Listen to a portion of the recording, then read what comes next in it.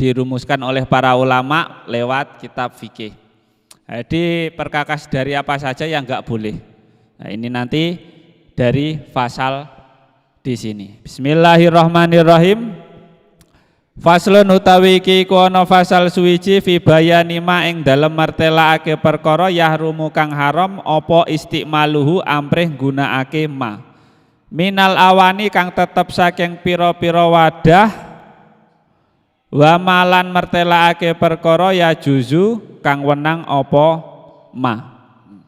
Jadi bab ini menjelaskan tentang perkara yang haram penggunaannya dari wadah yang terbuat dari emas dan perak dan juga wadah yang boleh kita pakai nanti.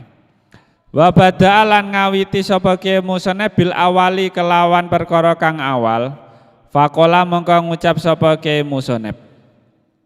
Walaya juzulan ora wenang fi ghairi daruratin ing dalem tanpa darurat li rajulin kedue wong lanang awim raatin utawa wong wadon apa istimalu syai'in gunakake perkara min awani dhahabi kang tetep saking wadah kang tetep saking pira-pira wadah saking emas wal fiddati lan perak la fi aklin ora kena ing dalem ginawe mangan wala fi syurbin lan ora kena ing dalem nginum wala ghairihi lan ora kena ing dalem liyane aklin wa syurbin.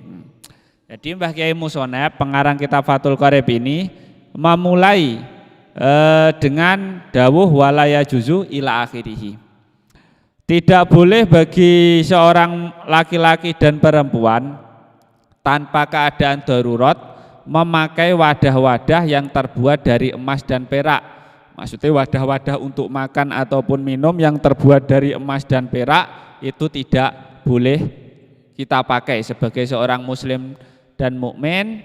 Gusti Allah paring undang-undang bahwasanya haram seorang muslim itu memakai wadah yang terbuat dari emas dan perak, wadah sejenis gelas piring dan yang lainnya.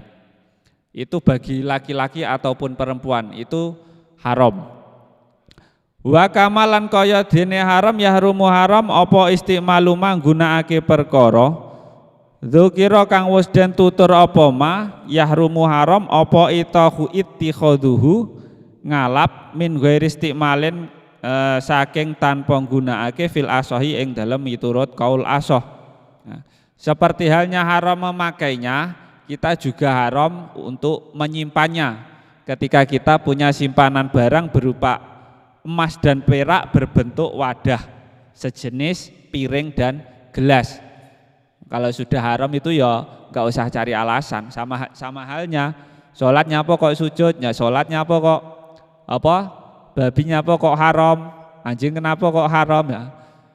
Itu sebenarnya kalau sudah perintah Tuhan ya tidak perlu alasan. Ya meskipun secara sains semisal daging babi itu buruk, daging anjing buruk. Nah, sebenarnya itu semua adalah ta'abudi, merti-merti ibadah karena perintah Tuhan ya udah kita ikuti saja. Nah. Wa yahrumu lan haram aitun halih maneh apa al inau wadah al mutali kang den sepuh bidhabin kelawan gunakake emas au fiddatin utawa perak. In hasala lamun hasil minatolai saking sepuhan apa seun suwiji-wiji biurdihi kelawan perkara kang den aji kerta den panggang ala nari ing ngatasé geni. Nah, jadi juga haram lagi adalah perkakas tersebut dilapisi dengan emas dan perak. Jadi ketika gelas atau piringnya itu terbuat dari emas murni, 100% murni emas, perak, itu haram. Dan juga walaupun terlapisi dengan hal lain, keramik bagian luarnya itu emas, keramik bagian dalamnya itu emas atau perak, itu sama-sama haram semua. Haram itu ya enggak boleh, itu menurut kaul asah. Menurut kaul asah kita memakainya itu haram, tapi ketika kita menyimpannya itu menurut kaul asah haram, tapi menurut muqabil asah yang tidak asah itu boleh.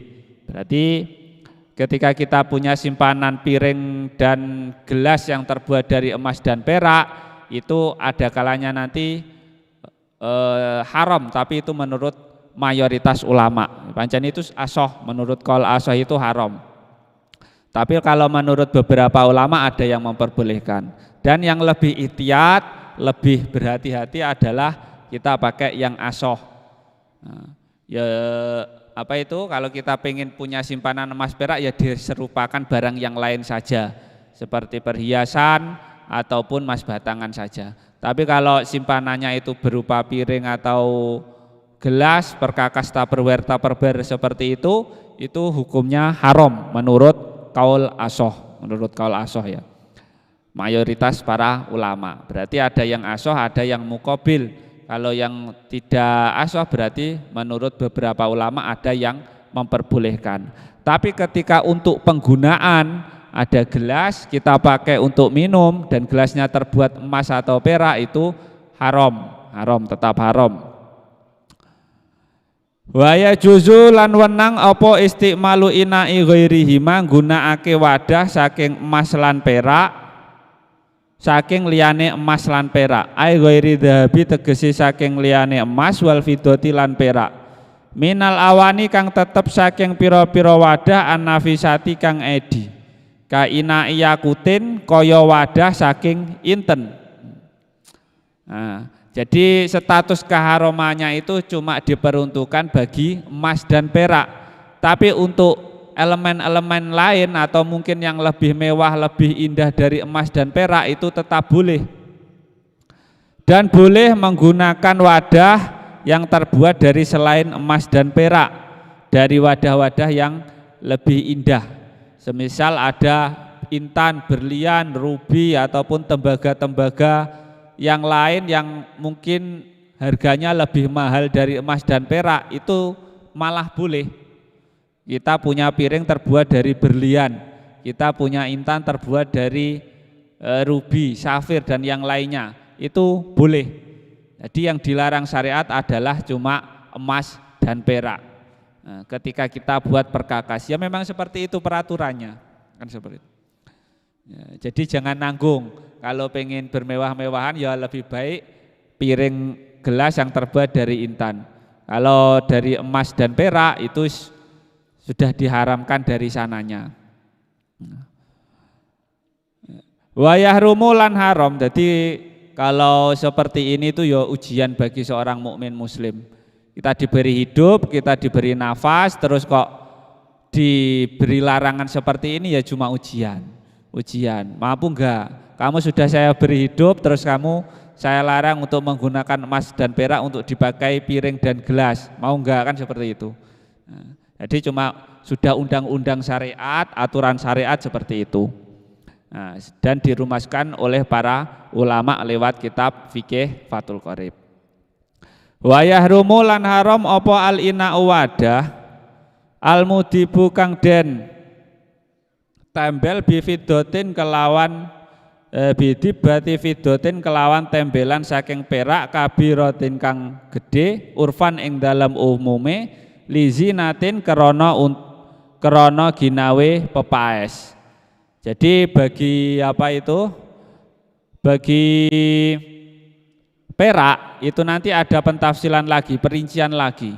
Ketika peraknya itu untuk menempel bagian piring atau emas dan tembelannya itu lebih besar, lah itu nanti hukumnya haram, tetap haram. Fa in kanat kabiratan, fa in kanat mongko lamun ana apa tembelan tubah tadi iku kabiratan gede lihajatin krana hajat jaza mongko wenang ma'al karohati sartane makruh. Nah, ketika tembelannya itu gede tapi tembelannya itu besar tapi untuk tembelannya besar karena untuk kebutuhan hajat, lah ora ditempel gawe perak enggak bisa dipakai semisal seperti itu. Lah itu nanti hukumnya boleh tapi makruh. Zaman punya piring, lah piringnya itu tidak bisa ditempel kecuali dengan emas dan perak, itu berarti kan hajat. Terus tembelannya besar, lah itu nanti hukumnya boleh tapi makruh. Tapi kalau tembelannya itu cuma untuk memperindah, itu hukumnya haram. Au saghiratan utawa cilik urfan ing dalam umume li zinatin krana pepaes karohat mau kurihat mongko den makruhake apa dobah. Ketika tembelannya itu kecil tapi untuk menghias, nah, itu hukumnya adalah makruh. Auli hajatin atau krono hajat falatukrohu mongko ora den makruhake apa dobah. Ketika tembelannya itu kecil tanpa untuk hajat karena butuh, semisal punya piring terus bolong cilik, nah, bolongnya itu kecil lalu ditempel dengan emas dan perak untuk kebutuhan, nah itu nanti hukumnya boleh tanpa makruh. Nah, itu adalah perincian tentang perak yang dipakai untuk perkakas sejenis piring dan juga gelas.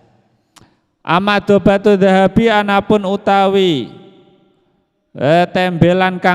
tembelan emas fatuhromu mongko haram mutlakon kelawan mutlak kama kaya keterangan sohau kang wis nyohehake ing mas sapa An-Nawawiyu Imam Nawawi. Nah, seperti itu. Tetapi kalau untuk emas itu hukumnya haram mutlak menurut Imam Nawawi. Entah itu nanti untuk menempel sesuatunya itu banyak ataupun sedikit, hukumnya tetap haram mutlak. Fatuhramu mutlakon kama sohahu An-Nawawi. Nah, seperti itu.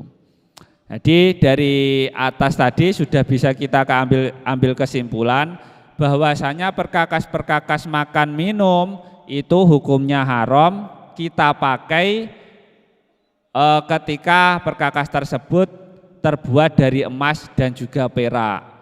Tetapi ketika kita simpan hukumnya itu khilaf. Menurut mayoritas ulama itu tetap haram menyimpan emas dan menyimpan piring dan gelas yang terbuat dari emas dan perak, itu hukumnya haram. Tapi ada asoh, berarti ada muqabil asoh, ada beberapa ulama yang memperbolehkan. Semisal kita punya emas dan piring yang terbuat dari emas dan piring. Semisal kita punya gelas dan piring yang terbuat dari emas dan perak, itu nanti hukumnya boleh, itu menurut muqabil asoh. Tapi yang paling mayoritas ulama kita tidak boleh walaupun untuk simpanan, menyimpan. Ya lebih baik diserupakan emas batangan ataupun perhiasan saja. Dan juga haram lagi adalah wadah-wadah yang dilapisi dengan emas dan perak, itu sama haramnya ketika gelas dan piring itu terbuat dari emas murni. 100% emas, nah itu nanti haramnya tetap sama pada perkakas yang terlapisi dengan emas dan perak. Tetapi elemen-elemen lain selain emas dan perak itu semua hukumnya tidak apa-apa. Piring dan gelas terbuat dari intan, berlian ataupun tembaga-tembaga yang lebih mahal dari emas dan perak itu tidak masalah, karena syariat itu dari sini cuma mengharamkan perkakasnya itu yang terbuat dari emas dan perak. Dan selanjutnya untuk perak itu nanti ketika dibuat tembelan gimana, dilihat-lihat. Ketika tembelannya itu besar dan tujuannya untuk memperindah, itu hukumnya adalah haram, tetap haram. Sampean punya piring terus ditempel dengan memakai memakai perak, tembelannya besar, ibaratnya lebih 50% lebih dibanding bahan asli, nah, itu hukumnya tetap haram. Tetapi kalau tembelannya itu besar terus tujuannya untuk kebutuhan, semisal pecah separuh terus ditempel yang separuh itu ditempel dengan perak, ketika tujuannya untuk kebutuhan ketika piring ini ora tak tempel pakai perak itu enggak bisa dipakai, itu hukumnya boleh tapi makruh ketika tembelannya itu lebih besar. Tetapi ketika tembelannya itu kecil, untuk memperindah ada gelas